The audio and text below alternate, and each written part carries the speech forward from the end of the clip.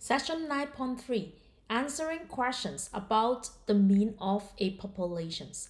And these sessions will be construct and interpret a confidence interval for the population mean. There are two approaches for answering questions about a population mean. Number one, confidence interval, used for estimating parameter values.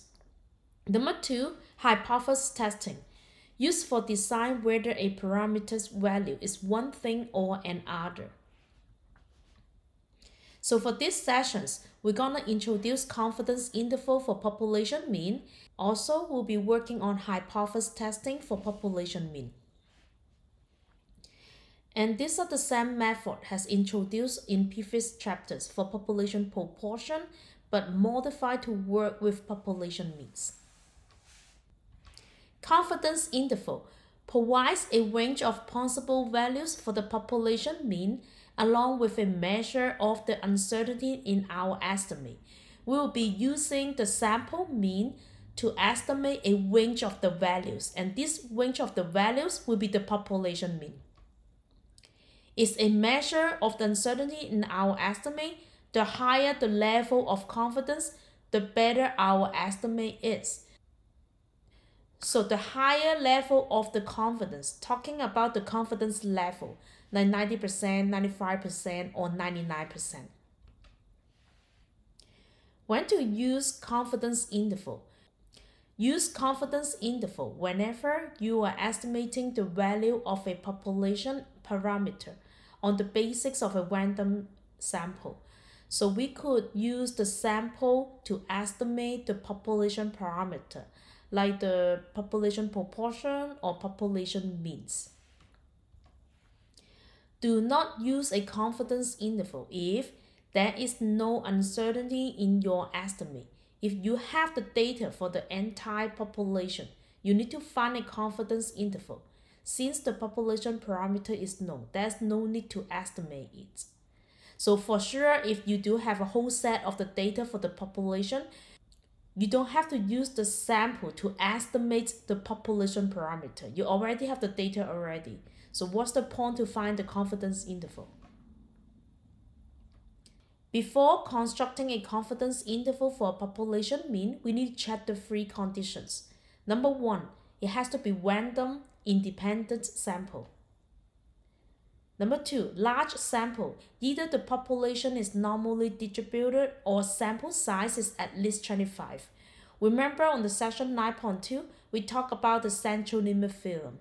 This is one of the requirements to fulfill the central limit theorem. Either population is normally distributed or sample size is at least 25.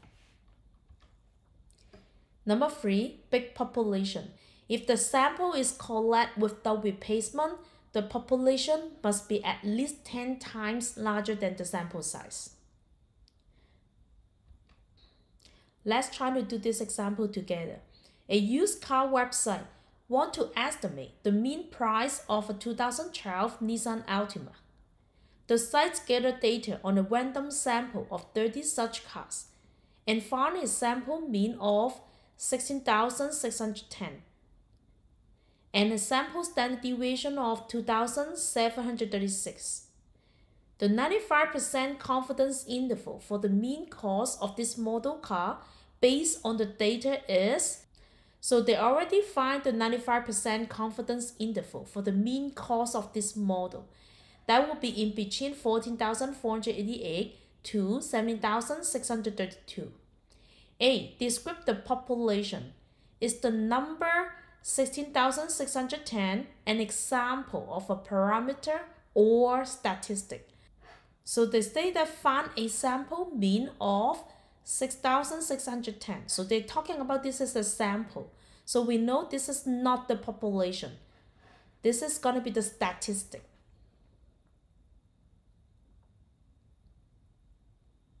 Verify that the condition for valid confidence interval are met. So let's check the three conditions. First one, sample is random and independent. Second one, what is the sample size? Sample size will be 30, so n equal to 30, so this is good. Number 3, big population.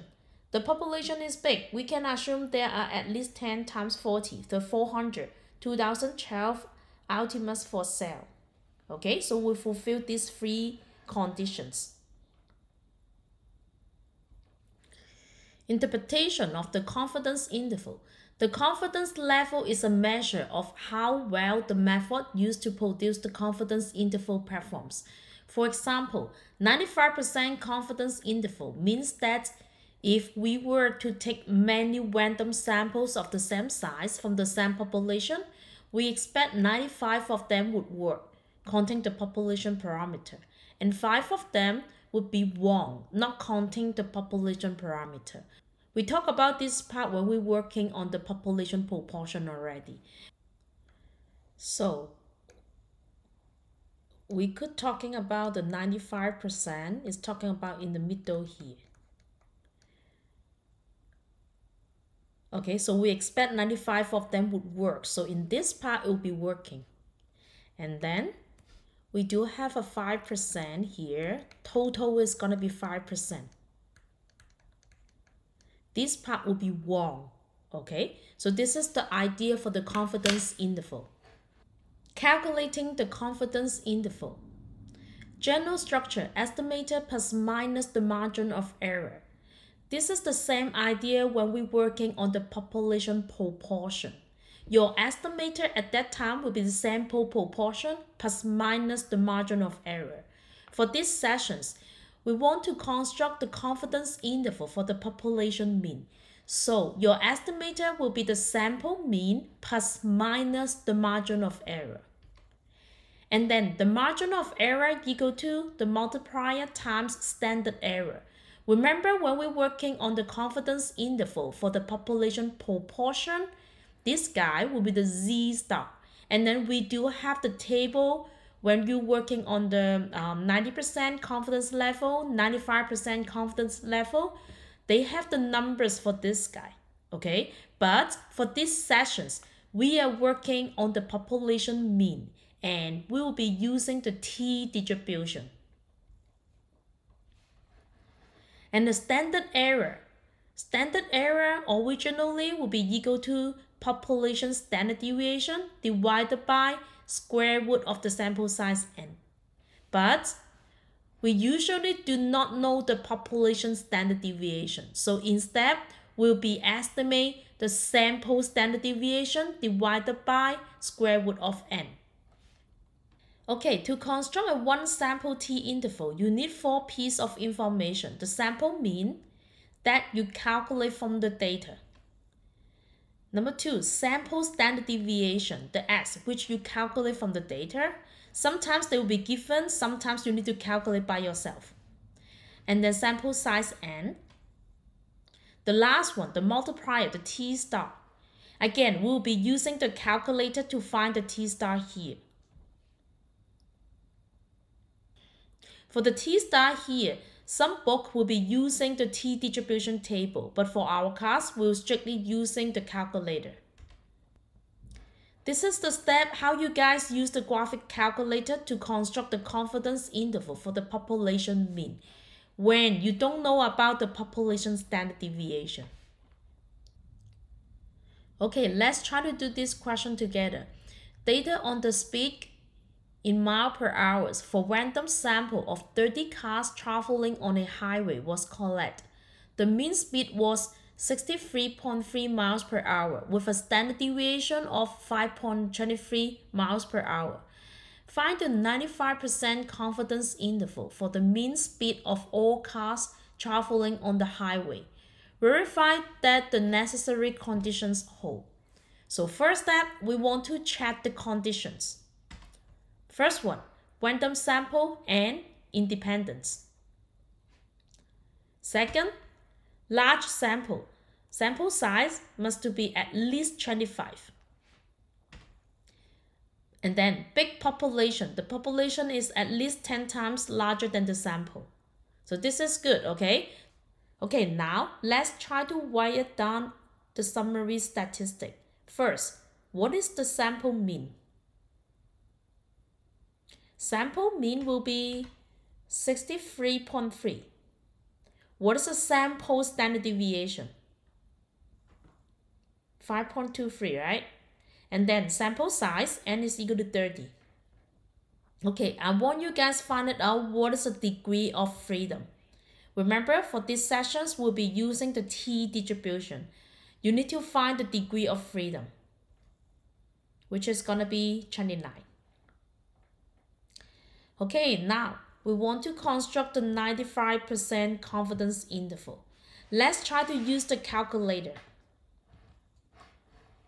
Okay, so we're gonna go to the stat, go to the test, go down, the T distribution confidence interval, okay, T interval, enter. And then we have the statistics summary, means they given the sample mean, the sample standard deviation already. If they give you a whole bunch of the data, you may want to use data. Okay, we have the mean equal to 63.3. Sample standard deviation, and then n. Okay, confidence level. So that will be 95%, so 0.95. Okay, right? Calculate. So you're gonna see your population mean will be in between 61.35 to 65.25. When you guys working on the exam, either you write your population mean in between these two guys. That will be the inequality. Or please write it down your population mean equal to this guy. Okay? B. Interpret the interval. So draw the conclusion. We are 95% confident that the mean speed of cars on the highway is between 61.35 and 65.25 miles per hour.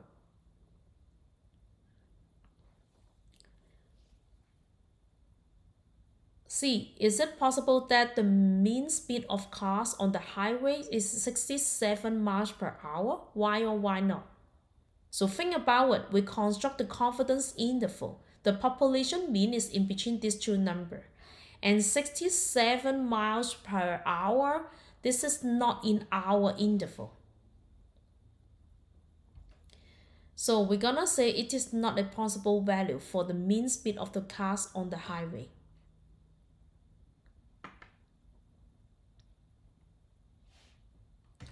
Okay, example 3. I want you guys try to do it by yourself.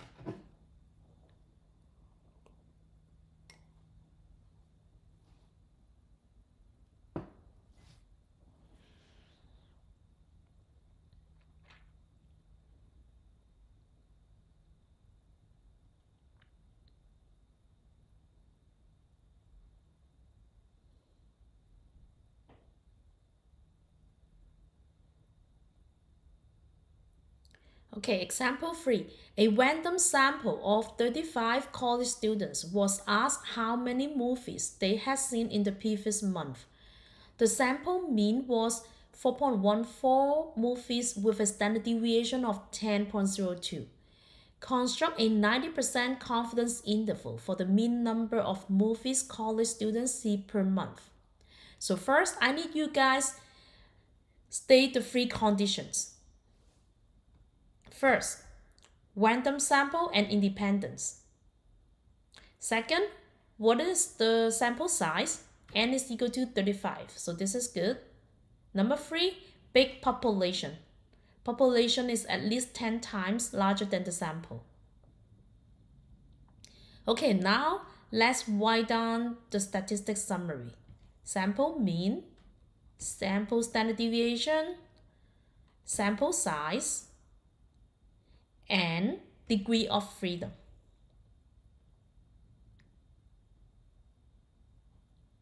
Okay, so use your calculator. You should get this one. And then draw the conclusion.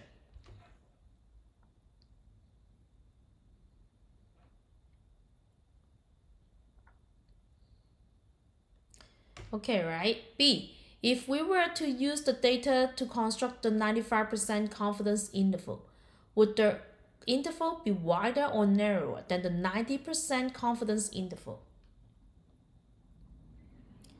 So remember, we covered this part on the chapter 7 already. When we increase the confidence level, the confidence interval will be wider. So 95% confidence interval would be wider than the 90% confidence interval. What would be the effect of taking a larger sample on the width of the interval? If we take a larger sample, the standard error will be smaller. Remember, we keep saying that when you increase the sample size, the standard error will be decreased.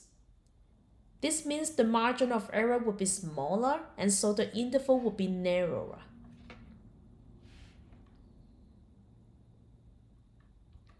That's it.